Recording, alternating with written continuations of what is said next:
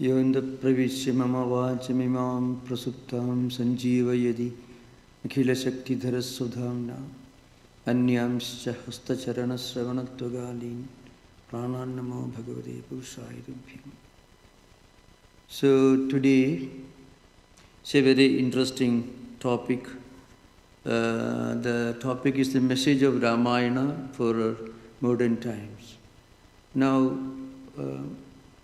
Ramayana, as most of you may know, is the most ancient literary classic, religious classic in Sanskrit language. And it is well accepted that it is perhaps the first literary classic in the history of world literature. There is a reason why it is still being studied, sometimes as a literary classic, sometimes as a religious classic. So, one important point to keep in mind is, in Sanskrit tradition, religion and literature frequently get intertwined. A literary classic may have spiritual and religious significance that goes beyond any other parallel. For example, in Greek, Homer's Iliad and Odyssey, or Virgil's Aeneid. Some of these Greek classics, they may not have the same kind of religious and spiritual and mystical significance and symbolism that you find in the literary classic Ramayana and Mahabharata. That's because in Ramayana, the poet is trying to depict a character who reaches the peak of divinity, or what you may call spiritual characteristics, that is possible in a human being. That means, to what extent somebody who has any human embodiment can practice spiritual values. So that's why, the very beginning of Ramayana is with a question. A question is put to a sage, and by another sage, who is actually the author, Valmiki.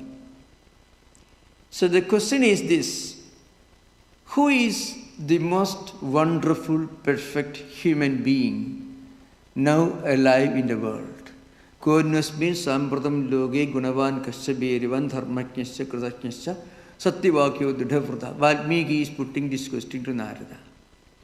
Asmin loge, in this world right now, today, who is the most wonderful human being? Wonderful as a human being. That's a question. So it doesn't begin with any kind of spiritual or religious inquiry. And the answer is given by the sage, Narada.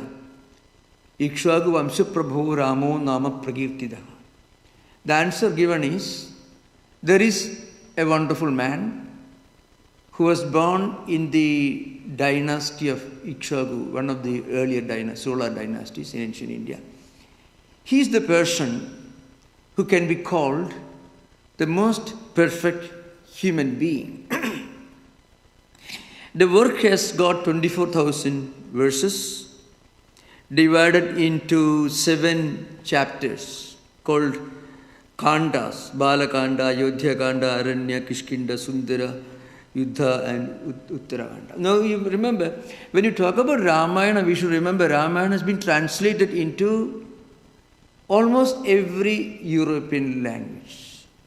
There is not a single European language in which Ramayana is not translated, except perhaps some of the non-mainstream languages. For example, if you talk about Russian, there is a translation, but there may not be a translation into the language of Caucasus or Azerbaijan or Kazakhstan, like that.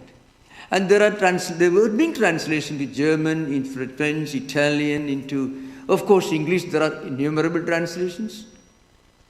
And there are translations even done by Americans, Canadians, Australians, And there have been many, many versions of Ramayana, even in other Asiatic nations like Indonesia, Malaysia, Bali, Sumatra, and so on.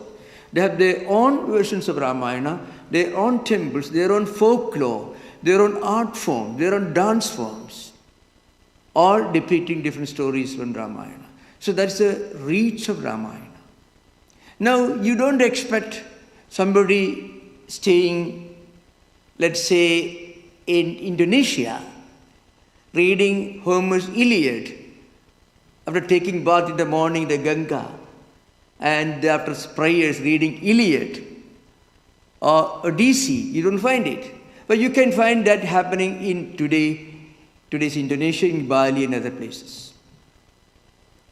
So on the one hand, it began as a literary classic, but it evolved into a universal spiritual classic. Frequently, the reason is, when you read that book, you can find your own parents and grandparents, your own mother, your own grandmother, your own neighbors, you can find in the Ramayana. That's one of the unique characteristics of a classical work.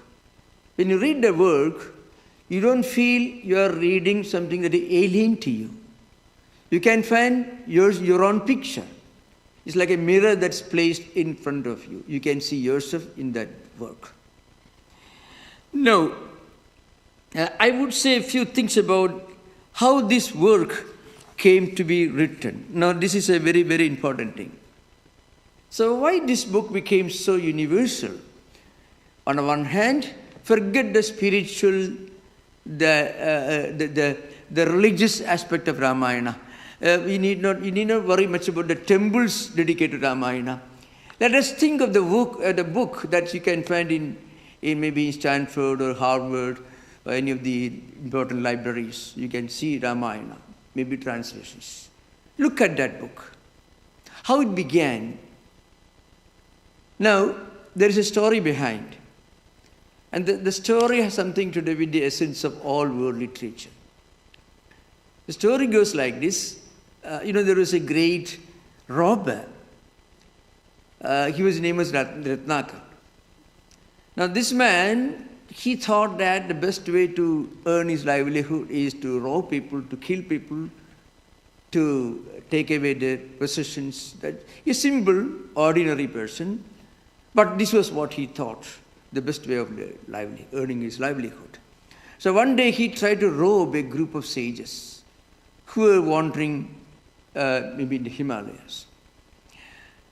And then one of the sages looked at him and found, well, this man is not essentially an evil person. There's an element of simplicity, raw rural simplicity about him. So they asked this question to him, why are you doing this?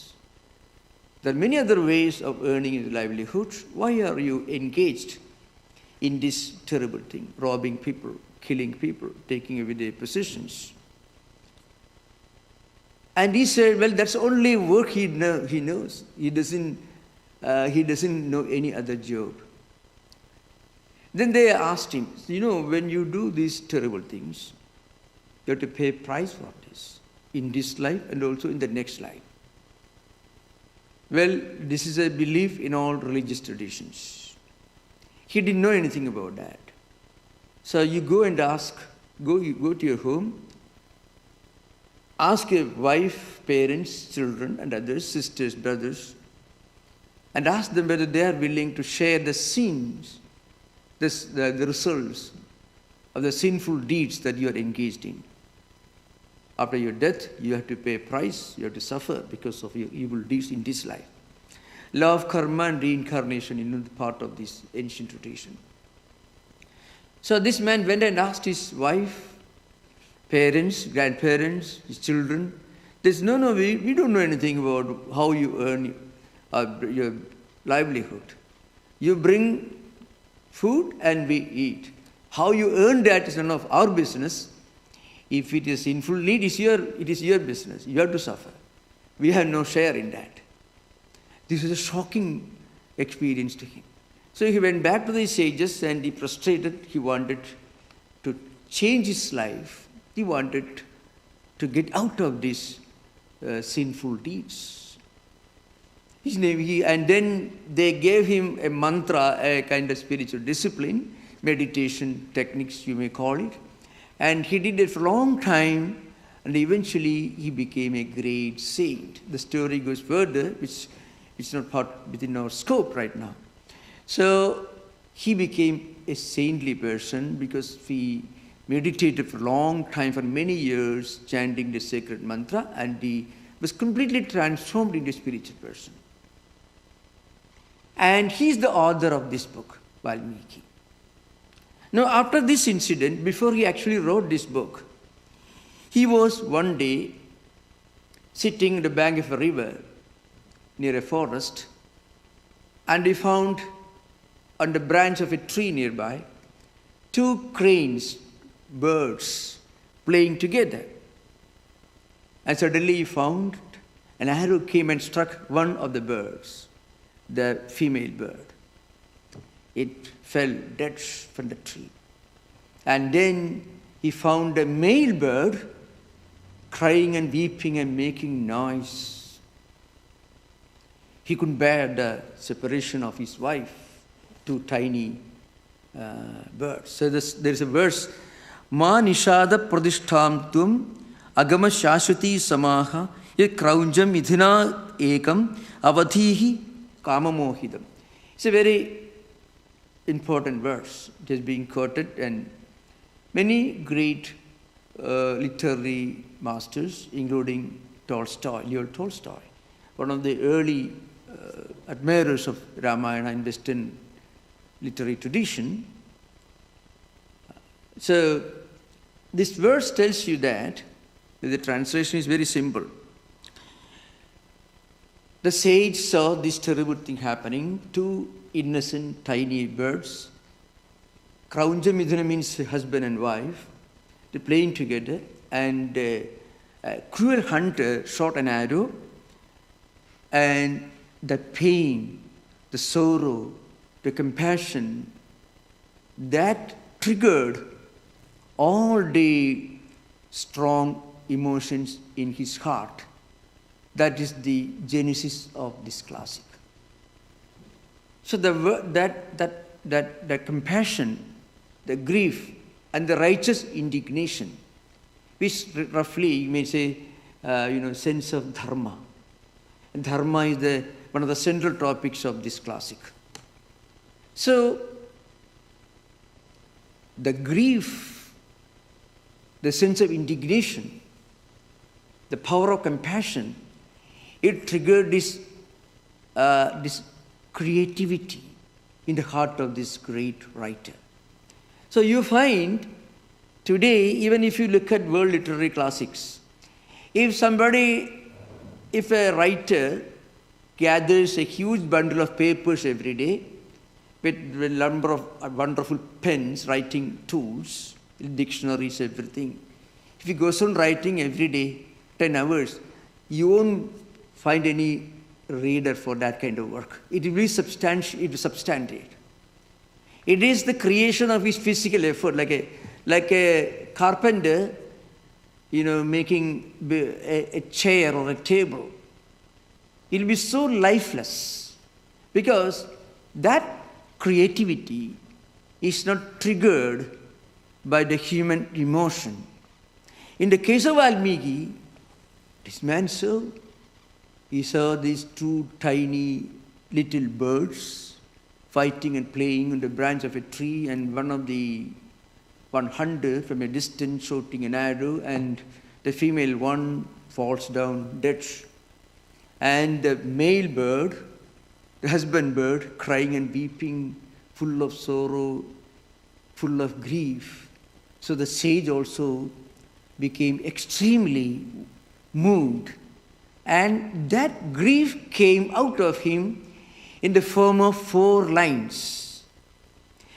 May you never obtain peace and rest, O hunter, for endless years. So, Shashwati Samaha, may you ever remain in a state of disharmony, grief, and sorrow, because you have created that sorrow in the life of these two tiny birds. Because you have destroyed the harmony, you have put an imbalance, the sense of harmony. Now remember, this spontaneous expression of grief and sorrow triggered this immense creativity in the heart of that author, and he wrote Valmiki Ramayana, 24,000 verses. Now, after writing this, he was wondering what to do. He suddenly remembered what he uttered spontaneously, how the grief and that sorrow came out in the form of 4 lines called Anushtup Chanda. It's a meter. The most common meter in Sanskrit literary tradition is Anushtup. Very simple 4 lines. Gita, many of the verses in the Gita also are in Anushtup. There are many long, highly involved meters, but this Anushtup is called Chanda, means meter, small, tiny. Like, in English, you might pentameter, hexameter, like that. Or based on maybe the old ancient Greek tradition. And then he went and met another sage, and that sage talked to him. So Valmiki asked him, why is it that this strange feeling of compassion and grief came out of me in the form of these 4 strange lines? Manishada pradishtamsam agamashashvati samaha ye kraunjamithanadigam avadhihi kamamohidam. So kamamohidam yet kraunjam avadhihi. You have killed these 2 tiny birds, cranes. And therefore, you will never have peace of mind in the rest of your lifetime. Now, I can tell you something interesting. When you destroy something which is a symbol of peace and joy and harmony in a country, in a nation, in society, we may have to pay a price for it. I can give an example. It's a simple analysis, my own analysis. Look at the fate of Afghanistan. Afghanistan had 2 of the biggest, historically, the biggest statues of Lord Buddha. It is a symbol of peace and compassion. And it was completely destroyed. I don't want to go into the details. The biggest and the most intricately built statues in the history of Buddhism were called Bamiyan in Afghanistan. But completely destroyed, shattered into pieces using high-power dynamics. Built, I don't know, maybe nearly 100 feet or above. Built into granite rocks. Not constructed, but built into granite rocks. Were destroyed. After that, the country never knew one day, one moment of peace or harmony. So, when this sage told his senior, the Brahma, another sage, about this verse, that how this compassion came out of him as a spontaneous expression of grief. In the form of a verse, he said, Padabaddho akshara sama, tandrilaya samannidaka, shokatasya pravurto, sloko bhavadu na anyatha. He said, this grief, this compassion that you felt for the innocent birds, that came out of you in the form of this unique, wonderful specimen of poetry. Now, that is in a meter called Anushtup. You continue writing this using the same meter. And Valmiki wrote these 24,000 verses. So in that work, one of the central theses of Valmiki was that Rama is the embodiment of Dharma. Ramo vigrahavan Dharma sadhu satya parakramaka. This statement comes from Valmiki Ramayana. It's a literary classic. But the statement itself was spoken by a demon, a villain. Maricha, who is the uncle of Ravana, the main villain of Valmiki Ramayana. So why is this work so great? Because you are depicting a character who is the physical embodiment of dharma. Dharma means harmony, peace, compassion, humanism. All these qualities, if you can put together, it is called dharma.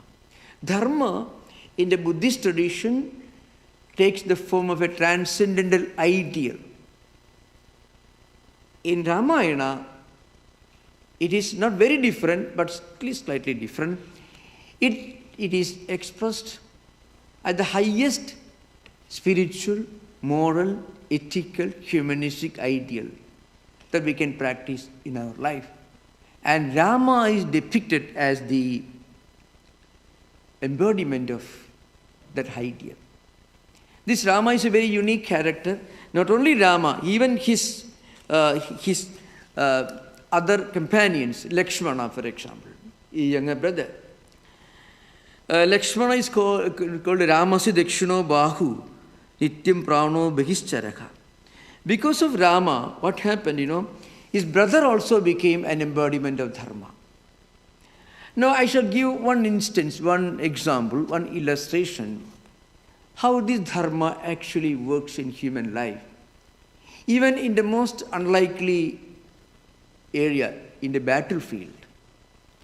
Ramayana tells you the story of a great woman character, Sita, who was kidnapped by a villain, Ravana. More like Helen being kidnapped by Hector in Iliad, let's say. For there are differences between the two works, but there are some remote parallels. So, and Sita was kidnapped by Ravana, the evil character, the villain in this literary classic. And Rama went and fought him and then killed him and rescued Sita from the evil demon. This is how the story goes. This Ravana had a younger brother who was totally different from the elder brother. His name is Vibhishana. So Vibhishana tried to correct Ravana, advise him. You should not do terrible things like kidnapping women, doing harm to other people. He used to go about wandering in the forests, killing innocent people, disturbing sages who were practicing austerities in the hermits. And he was practically a big scourge of humanity. He was a very powerful person. So Ramayana tells you a story, a very interesting symbolism, a message. You have all the good qualities. Ravana had a lot of good qualities. He was a learned person, efficient, lost power of concentration, self-restrained, only to do his evil deed in a more efficient manner. So all his qualities and characteristics only enabled him to become a much worse villain than otherwise. So he had a younger brother, Vibhishana. So this man tried to correct his elder brother, but it didn't work. Finally, he deserted him and came to Rama because he wanted to be on the side of virtues. Even his own elder brother, who was such an evil person, he didn't want to support. He opposed him and deserted him and came to Rama.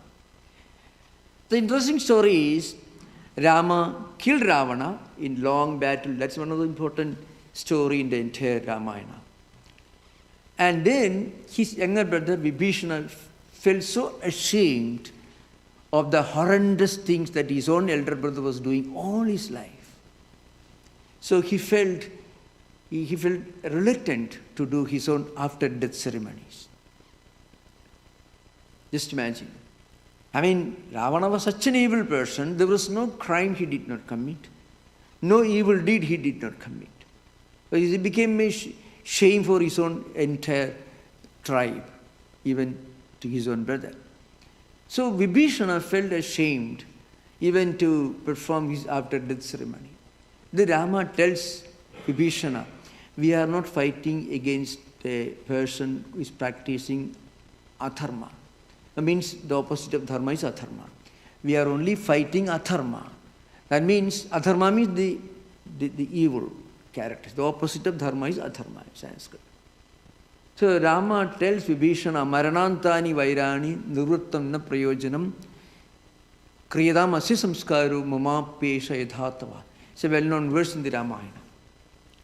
So he says, we have to work to destroy the evil. Because if you don't destroy the evil will prosper.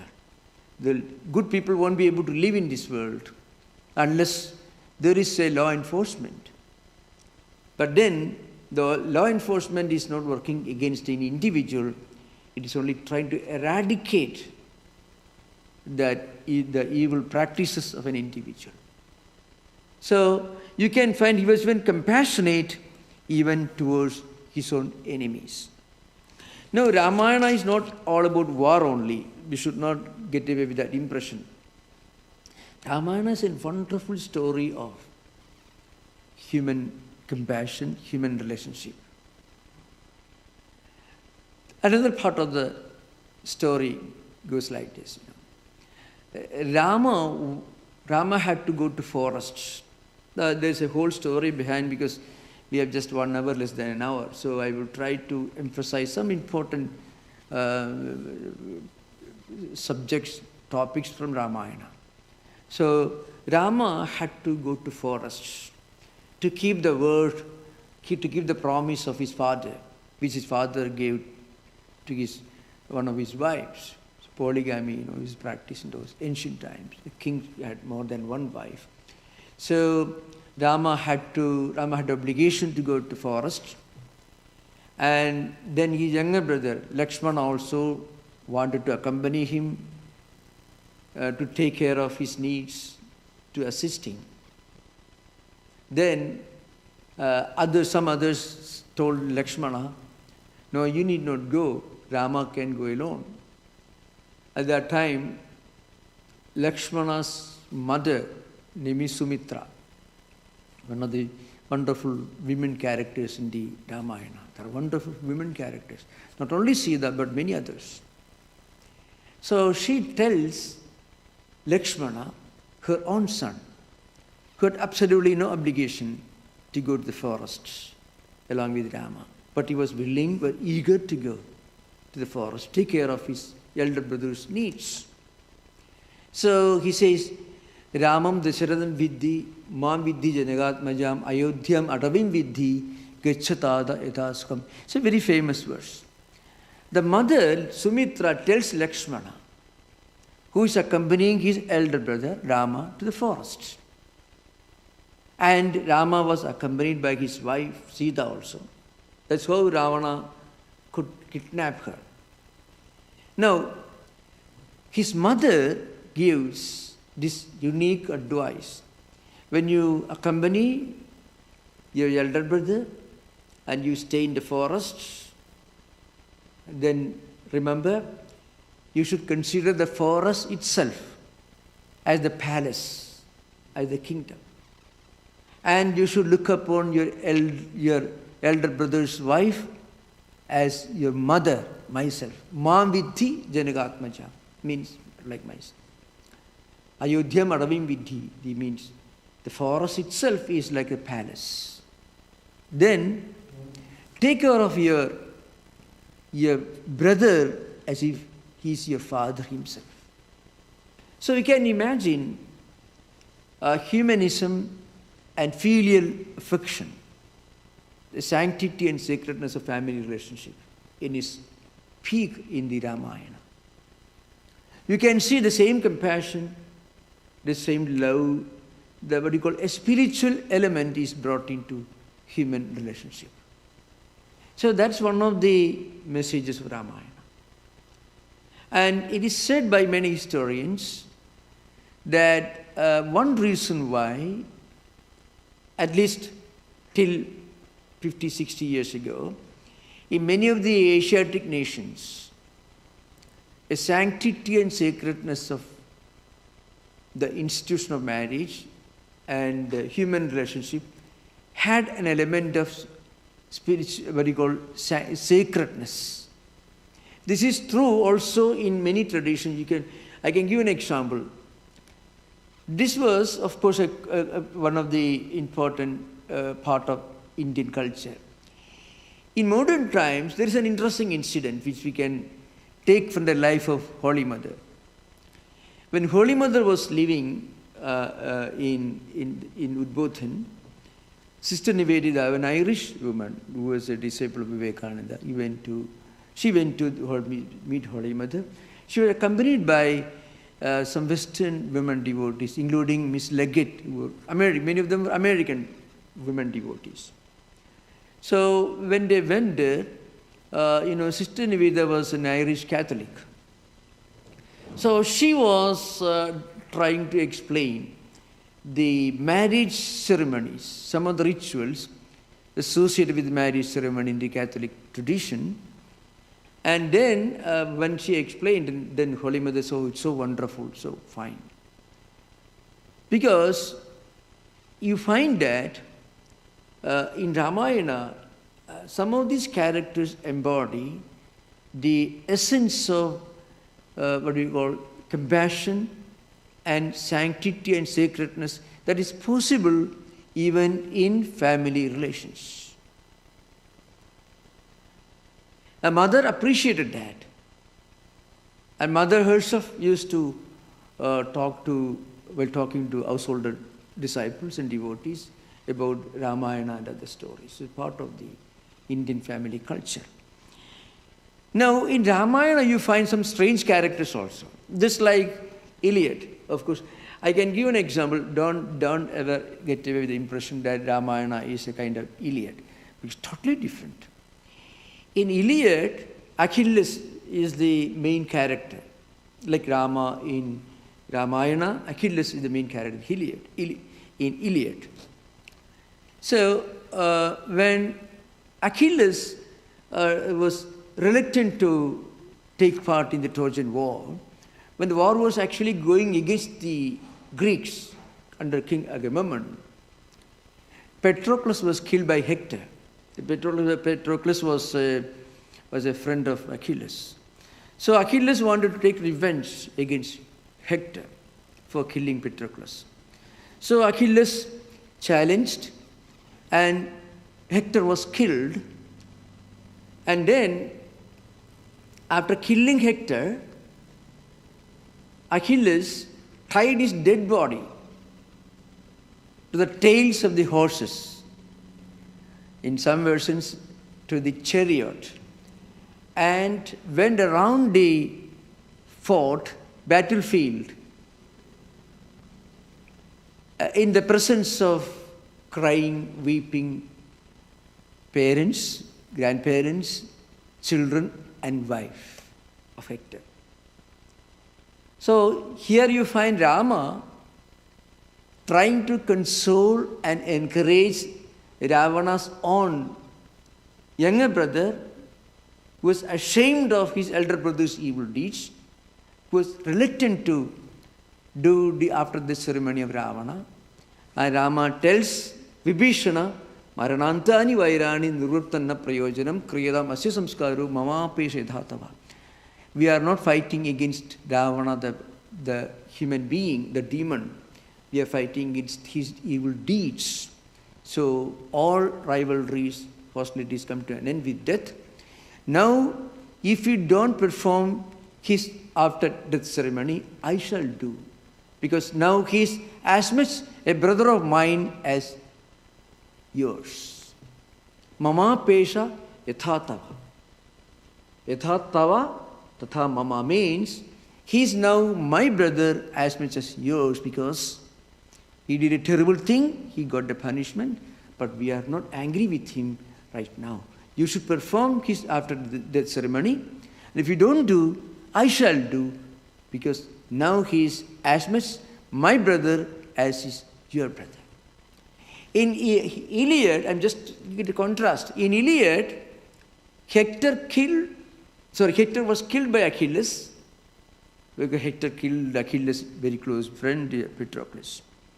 And then after killing Hector, the dead body was tied to the horse tails according to one version, according to another version, to the chariot, and dragged around the battlefield in the presence of the crying and weeping children, innumerable wives, parents, and others, you can see.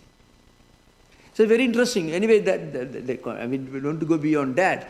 So that's why Ramayana has got a kind of mystical, spiritual significance. So you find in many Indian households, sometimes when a young wife, a young woman, you follow the example of Sita. Remember, Ramayana has got a lot of controversial moral dilemmas that you have to be very, very careful. Don't think Rama is a perfect human being. That's a great mistake. You know, Valmiki's goal was to depict a character which could be as divine as possible, but not divinity itself. If Valmiki had portrayed Rama as a man who cannot make a mistake, who has absolutely no weakness, then we won't be reading Valmiki Ramayana any time. Because Rama comes alive as a role model because Rama has weaknesses. Rama cries and weeps, makes mistakes, repents. You can find it in Valmiki Ramayana. Otherwise, Rama will be a granite stone. A granite stone is of no use. You don't take granite stone as a role model. You can only think of a living human being as a role model. I can give an interesting example how this works. That's another literary tradition. In Russian literary tradition, one of the greatest books, of course, Dostoevsky's well-known book, Brothers Karamazov and Crime and Punishment. Equally famous and well-known is a smaller work called The Idiots, which is certainly not as extensive, as big, as voluminous as Brothers Karamazov. The Idiot. But The Idiot has got a cult following among many great literary fans. Remember, we are talking about the glorious era of Russian creative fiction in the 19th century. That is fortunately long before the Bolshevik Revolution, terrible things happened in 1917. We are talking about the golden era of Russian creative fiction. Turgenev, Gogol, Belinsky, Pushkin, Tolstoy, and Dostoevsky, maybe the greatest. In The Idiot, there is a character. The character's name is Prince Minsky. Now, when Dostoevsky was asked, he writes in his letters, his original purpose of depicting this character was to create a character who was as Christ-like as possible. I mean, how a human being can be as Christ-like as possible. So what happened, he created this character, Prince Minsky. At the beginning of the novel, we are talking about Ramayana as a creative classical literature. That's why I'm comparing other world literature, Dostoevsky or maybe Tolstoy and others. So in the Idiot, the name of the book is The Idiot. There, the beginning of the work, the literary classic, the main protagonist, Prince Minsky, returns from his lunatic asylum in Switzerland. At the end of the novel, he goes back to lunatic asylum because he tried to be a very innocent, very humble, very wise, everything very wonderful, and the end result was he became an imbecile. So frequently, according to great literary classics who have made great studies of Dostoevsky's creative fiction, like Dr. Archbishop of Canterbury, Rowan Williams, he says it's a failed Christ.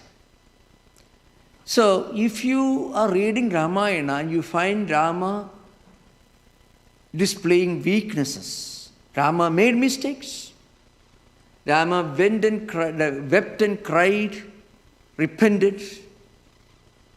And that's why Rama is a role model, because he was a human being. Otherwise, Rama will be granite stone, lifeless. But in Valmiki Ramayana, Rama is a living, breathing symbol of the highest possible human virtues that you can ever imagine. So that's why Ramayana continues to influence, as I mentioned earlier. Some of the earliest translations were into German, French, Italian, of course English, Russian, and many other European languages. And again, it became a part of the folklore, art forms, lifestyle, domestic culture in countries like Indonesia, Malaysia, Bali, Sumatra, and so on. Some of them are Islamic countries today, but that culture still survives in many of these places. Now, in Ramayana, there are some other interesting things also. There are some characters who are not necessarily human beings, not depicted as human beings. They're called Vanaras in Sanskrit. So, Vanaras frequently translated into monkeys. But according to modern anthropologists, they were not necessarily the monkeys whom you meet in the forest and zoos. And maybe one of the most magnificent characters in Ramayana is Hanuman. So if you go to Hanuman's mandir here, you don't find a human form. You find a big monkey-like picture with a tail and all that. But he's the wisest character in the Valmiki Ramayana. Can you imagine? The wisest man in Ramayana is not Rama. It is Valmiki. Sorry, it is Hanuman. And who gives the certificate?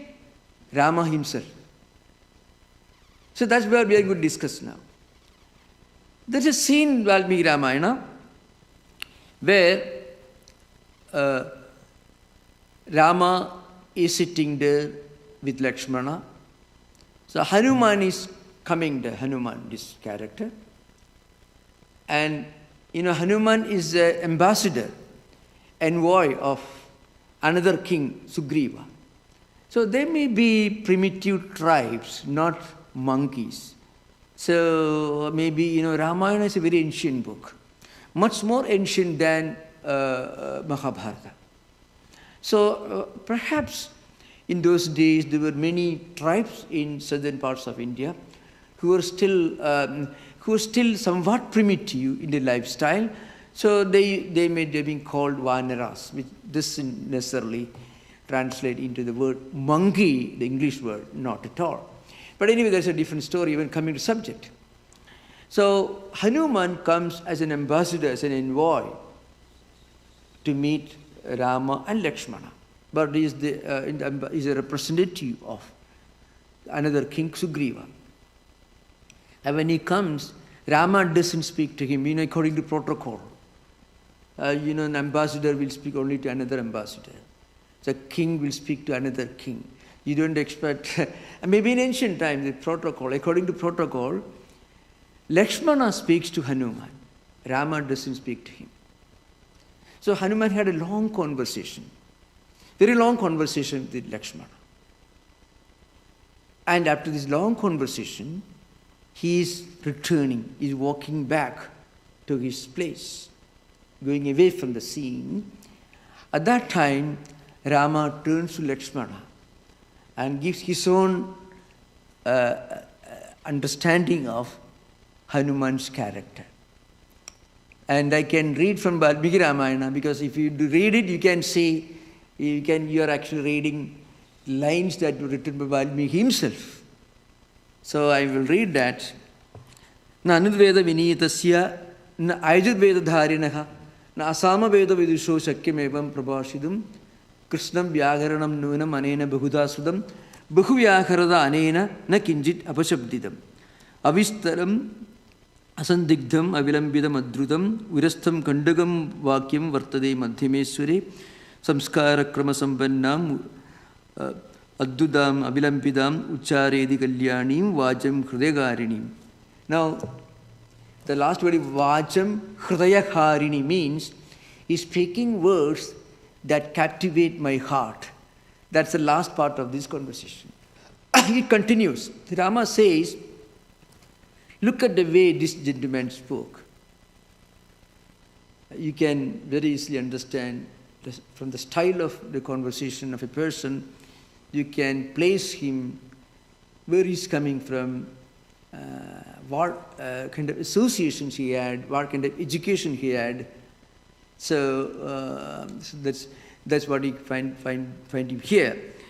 So Rama says, this man has studied all the 4 Vedas, the primary foundational text of Hindu Vedantic tradition, and he studied and exhausted all possible schools of Sanskrit grammar. Traditionally, there's a belief that there are 14 schools of grammar in Sanskrit learning. So that's why Nunam Vyagaranam Nunam Anena Bhagudha Sudam. He has studied Sanskrit grammar many times, and he has studied Rigveda, Yajurveda, Samaveda, and Atharvaveda. Otherwise, he won't be able to speak like this. Who is judging Hanuman? Rama. And Rama continues. He avistaram asandigdam avilambidam adrutam. He's not speaking too fast, but he's not speaking too slow. Not in high pitch, not in low pitch. And this pronunciation. So anyway, I'm not going to that. The conversation continues. The clarity of his pronunciation, the mastery of grammar, his extensive learning, all can be found in his conversation. This certificate comes from Rama about somebody whom you can see in our Bay Area temple.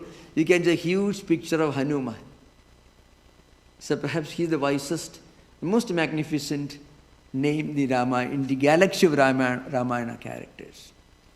That's why this Ramayana, though Valmiki, the author, originally wanted it to become a literary classic, it almost acquired the status of a spiritual classic. In later centuries in India, many great mystics and sages have written their own versions of Ramayana. Based on Valmiki, Tulsidas wrote in Hindi, which is part of domestic religious culture in the large part of India. In South India also there are many different versions of Ramayana. Between 12th and 15th centuries, almost 9 different versions of Ramayana were written in the south of India and North India. This in addition to the great versions of Valmiki Ramayana, of course, by Tulsidas and others.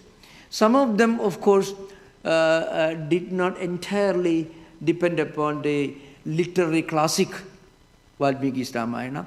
Some of them also tried to draw inspiration from a more spiritualized version of Ramayana, that is called Adhyatma Ramayana. Adhyatma Ramayana is another important classic. In Sanskrit, it says, but Adhyatma Ramayana elevates Rama to some kind of a transcendental spiritual ideal. Brahman Ramam Vidhi Param Brahma Sachidananda Madhuyam Sarobadhir Vinirmuktam Satta Matram Agocharam. In Adhyatma Ramayana, the author elevates Rama into Param Brahma, the highest spiritual ideal. But in Valmiki Ramayana, Valmiki depicts him as a role model, as a human being who reached the peak of divinity by his actions, by his inflexible adherence to the highest ethical moral principle. And therefore he made mistakes. That's an important thing. He made mistakes which I'm going to detail. There are a few moral dilemmas, ethical dilemmas, events in Valmiki Ramayana which can never be fully justified. Those who are interested, you can ask these questions during interaction in Vivekananda Hall. So thank you. I was trying to give a bird picture of the oldest human document in classical literary tradition. Thank you. Namaste. Om Shanti Shanti Shanti Harihi Om Tat Sat Sri Ramakrishna Arpanamastu.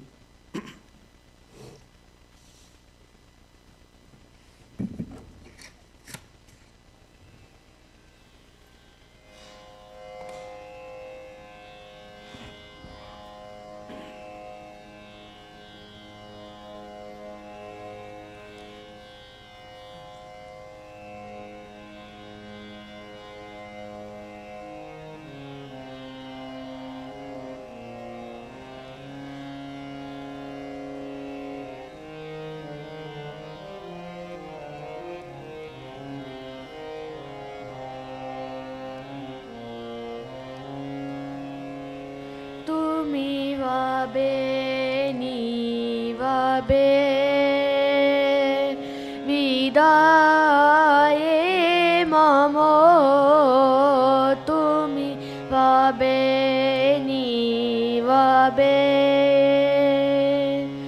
ni vivo ni vito purnima ni shithi ni shamo tumi vabe ni vabe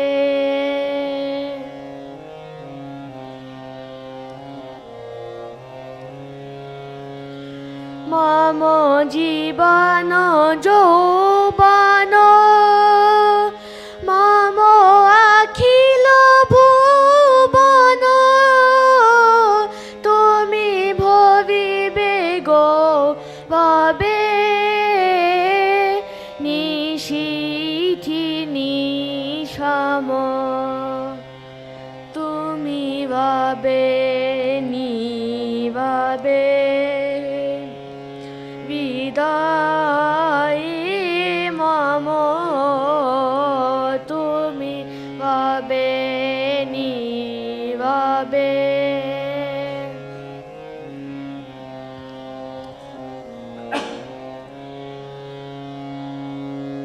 Jagibe yakaki tab kovuno akhi Tabo anchalo chaya amove vohi bedhaki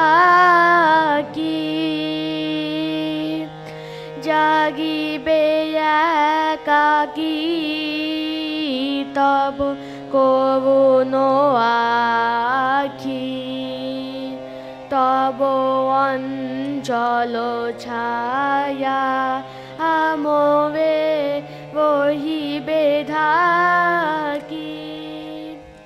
mamo dukho bedano mamo shafalo shabano mamo dukho bedano mamo shafalo shabano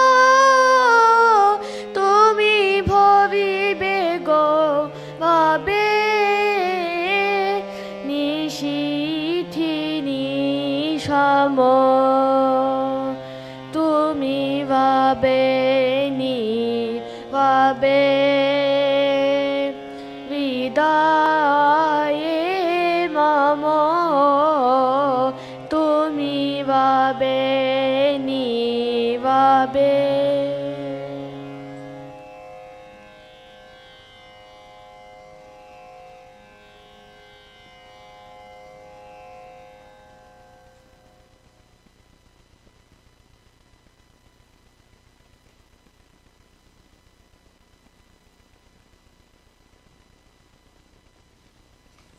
We have some important announcements.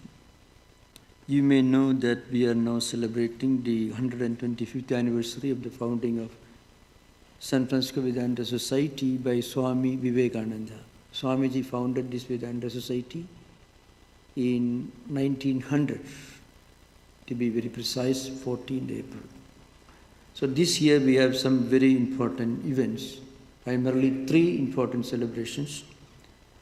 The first one is on April 26th, Shanti Ashrama pilgrimage. We'll be combining Shanti Ashrama retreat pilgrimage, combining with the first major event of the 125th anniversary celebration. So please put down your calendar. April 26th, Saturday, Shanti Ashrama. The second important event is on May 26th, Monday, that is Memorial Day, special programs in Olima. So on Memorial Day, May 26th, we will be a combined celebration. Memorial Day, Olima retreat, and the 125th anniversary celebration. We have a very big event, so please remember that event. About Shanti Ashrama, you can RSVP from our website, April 26th, Shanti Ashrama. And then we have another important event, Sunday, August 31st. That is in South Bay. You will get more information in course of time. That is in August.